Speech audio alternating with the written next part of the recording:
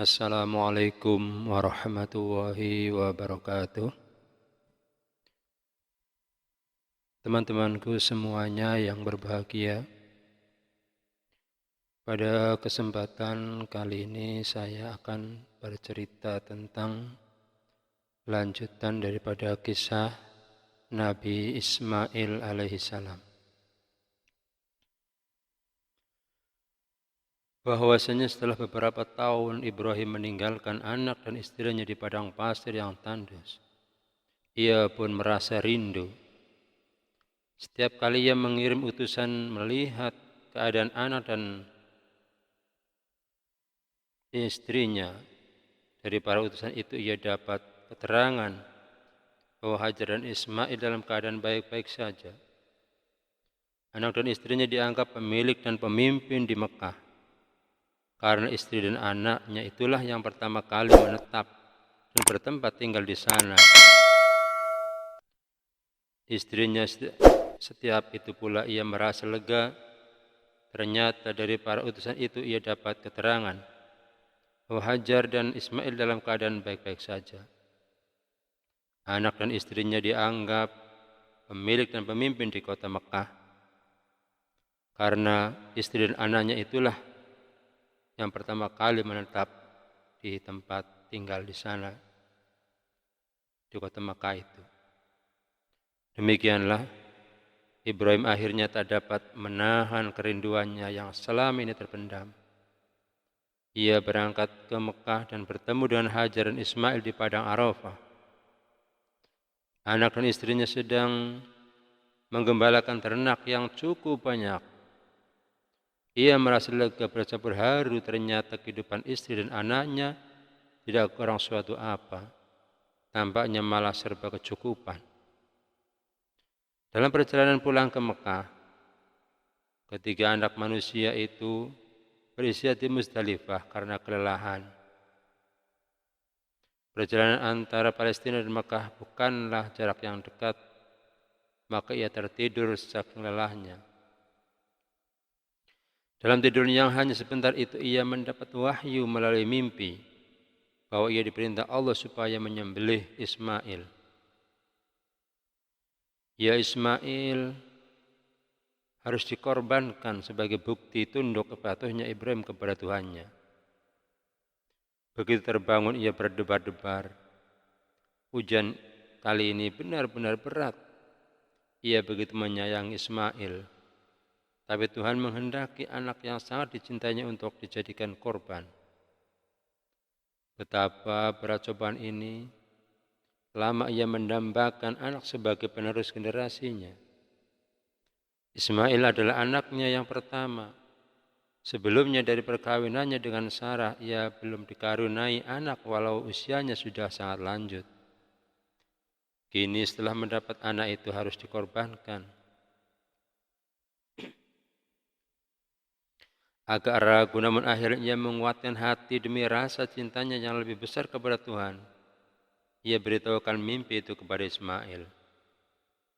Wahai Ismail, aku tadi malam diperintah oleh Allah untuk menyerahkanmu sebagai korban. Aku harus menyembelihmu sekarang. Bagaimanakah pendapatmu, nak? Kata Ibrahim. Wahai ayah, sekiranya itu perintah Allah, maka laksanakanlah apa yang diperintahkannya itu. Dan aku akan tetap sabar dan ikhlas, jawab Ismail. Dikisahkan betapa iblis berusaha merintangi perintah Allah kepada Ibrahim. Ibrahim, Sarah, dan Ismail berkali-kali dibujuk agar tidak mau melaksanakan perintah itu. Namun ketiganya tetap melaksanakan perintah Allah. Godaan iblis yang demikian dahsyat tak mampu meruntuhkan mereka. Ismail dibawa ke atas bukit, wajahnya ditutup kain putih, pedang sudah disiapkan. Ketika pedang itu berada di atas leher Ismail, hampir menempel, tiba-tiba tubuh Ismail diganti dengan seekor kambing yang gemuk. Malaikat Jibril yang melakukannya. Dengan demikian, selamatlah Ismail dari penyembelihan. Allah berfirman kepada Ibrahim, "Hai Ibrahim, kau sudah melaksanakan perintahku dengan ikhlas.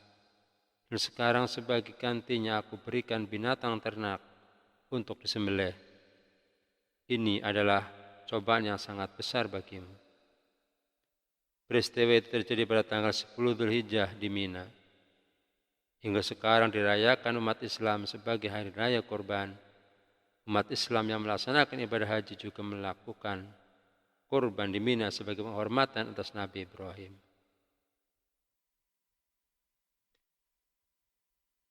Semakin hari, semakin banyak orang yang menetap di sekitar sumur Zam-Zam. Umur Ismail semakin bertambah. Sudah tiba saatnya ia dikawinkan dengan wanita Jurhum. Pada suatu hari Ibrahim mengunjungi rumah Ismail. Pada waktu itu Ismail sedang bepergian keluar rumah, hanya istrinya yang ada di rumah. "Di mana Ismail?" tanya Ibrahim. "Ismail sedang keluar untuk berburu-buru," jawab istri Ismail. "Bagaimana keadaan rumah ini?" tanya Ibrahim lagi. "Aduh," keluh wanita itu, "rumah ini dalam keadaan kesulitan dan kesempitan." Wanita itu kemudian menceritakan keburukan dan kekurangan Ismail. "Apakah kamu punya jamuan?" tanya Ibrahim. "Aku tidak punya makanan dan minuman. Aku tidak punya apa-apa," jawab wanita itu. Betapa kecewa Ibrahim melihat penampilan istri dan anaknya itu. Wanita itu tidak menghormati suaminya dengan menceritakan kekurangan suaminya sendiri tanpa tersisa. Sebelum pamit, Ibrahim berpesan kepada wanita itu, "Katakan kepada suamimu bahwa ambang pintu sebelah ini cepat diganti." Ketika Ismail datang, diceritakan semua yang terjadi kepada suaminya, juga wasiat ayahnya. Ismail mengangguk, kemudian berkata pada istrinya, "Maksud ayahku, aku harus menceraikanmu. Kamu harus pulang ke rumah keluargamu." Sesudah bercerai dengan wanita itu, Ismail kawin lagi dengan wanita lain. Kali ini istrinya berbudi mulia. Mukanya selalu manis dan ramah. Ketika Ibrahim berkunjung, disambutnya dengan ramah tamah dan tidak menceritakan kejelekan serta kekurangan Ismail. Sebelum pergi, Ibrahim berpesan kepada menantunya itu, "Katakan kepada suamimu, ambang pintu jangan diganti." Bahasa isyarat itu cepat dimengerti oleh Ismail. Kali ini ayahnya menyetujui perkawinannya. Istrinya kali ini adalah pilihan yang tepat. Ismail pun hidup berbahagia dengan istrinya itu. Ia mempunyai dari keturunannya inilah akan lahir seorang nabi penutup, yaitu Nabi Muhammad SAW, beberapa keturunan. Dari keturunannya inilah akan lahir seorang nabi penutup, yaitu Nabi Muhammad SAW. Demikian kisah ujian berat Nabi Ibrahim untuk mengorbankan anaknya yaitu Ismail. Demikian, Assalamualaikum warahmatullahi wabarakatuh.